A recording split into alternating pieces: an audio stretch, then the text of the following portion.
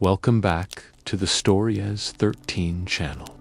Tonight, we'll uncover a chilling tale about a mysterious letter, one that arrived without a stamp, yet was addressed from the year 1923. Get comfortable, turn down the lights, and prepare for a story that blurs the line between past and present. Anna worked in a library. Not much happened in her little town. So when she found a sealed envelope in her mailbox that had arrived without a stamp, she was surprised. And when she saw the postmark, her jaw dropped. It said July 15th, 1923. She took the letter home. It was addressed to her. The handwriting, elegant and flowing. Anna's full name, just like today, was written there in ink. And then below it, her full address, also the same as today. But this couldn't be right. This was over 100 years ago. At first, Anna thought maybe it was part of a library donation, or perhaps someone at work had played a very elaborate prank on her. But when she opened the letter, she found some old lace and a faded photograph tucked inside. There was also a small key. What does this mean? She turned the key over in her hands. It didn't look like any key she had. Then she unfolded the letter carefully. It read, "My dearest Anna, this may come as a surprise, but I haven't seen you in quite some time now. We were only children the last time we spoke. Do not go to the lake on July 17th. So this letter was over 100 years old, and it talked about the lake. And the writer had used her full name and somehow knew where she lived. Did she live here 100 years ago? Was this some kind of joke? Then why had they slipped a key from an old house into the envelope? The next day, Anna went to the local historical society. They gave her an old newspaper clipping from 1923. The headline read, "Local girl vanishes without a trace." And the article said that a young girl named Anna had disappeared after going swimming in the lake. The article said that she was never seen again. It seemed like the letter was connected to this case. But how? As Anna read the article, one line jumped out at her. The missing girl was last seen wearing a red dress and a necklace with a blue pendant shaped like a butterfly. Shiram family heirloom. She took it off and looked at it closely. It was exactly like the one described in the article. After reading the article, Anna felt sick to her stomach. Had she been living in this house 100 years ago? And did this letter come from the past? Suddenly, she felt like someone was watching her. She tried to shake off the feeling, but every night at midnight, the clocks around her house would freeze. They were stuck forever at 12:05 a.m. One night, Anna heard a knock in the middle of the night. She woke up and everything was silent. She could hear the rain outside, but nothing inside. Maybe she had imagined it. Just before she fell back asleep, she heard something else. It was a whisper coming from the hallway. She couldn't make out the words. All she heard was a faint, "Don't. Was she going crazy? What was happening in this house? And what did the letter mean? Do not go to the lake on July 17th. The next day, Anna went back to the historical society. She asked them about the lake, but all they told her was that it was a popular place to swim. Everyone in town knew about the legend of the girl who disappeared. Some people said that her ghost still walked the shore of the lake.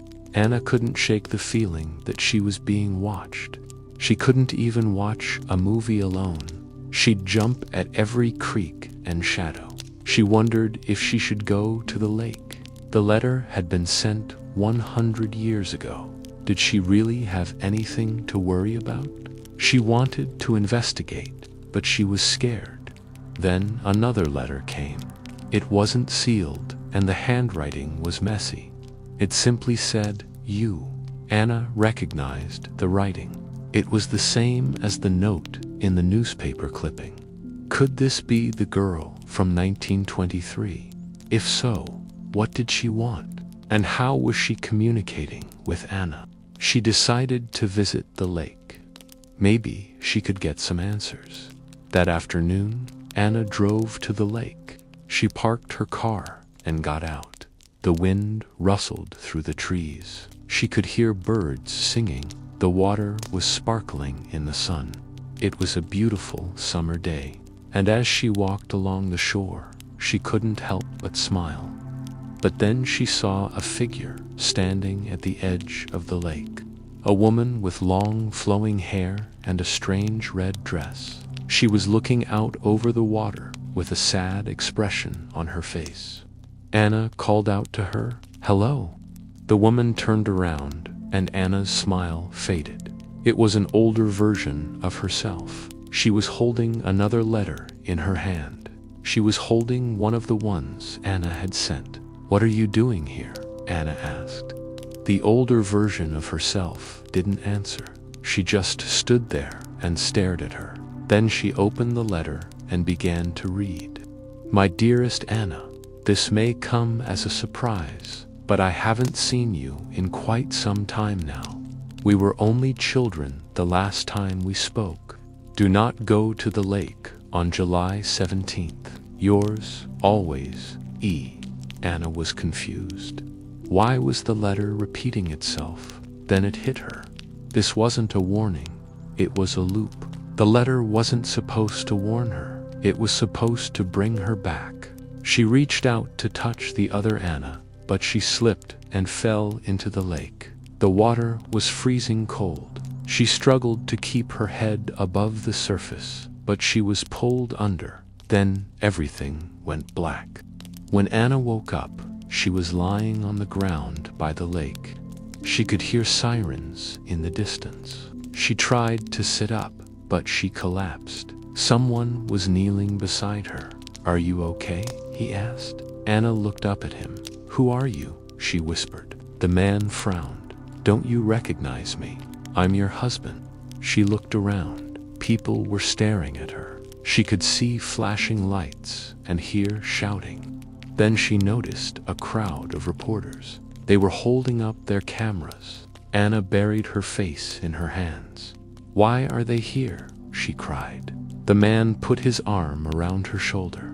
"They think you drowned on purpose," he said. "You were trying to become the girl from 1923. She looked at him, confused. He wasn't real. Neither was any of this.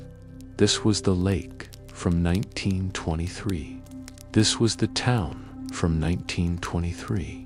She had somehow traveled back in time, but how and why? She had the answer. When she was writing the letter, she must have accidentally activated the butterfly necklace. It was a magical artifact from another world. Somehow, it allowed her to travel back in time. But the question wasn't answered. Why was she brought here?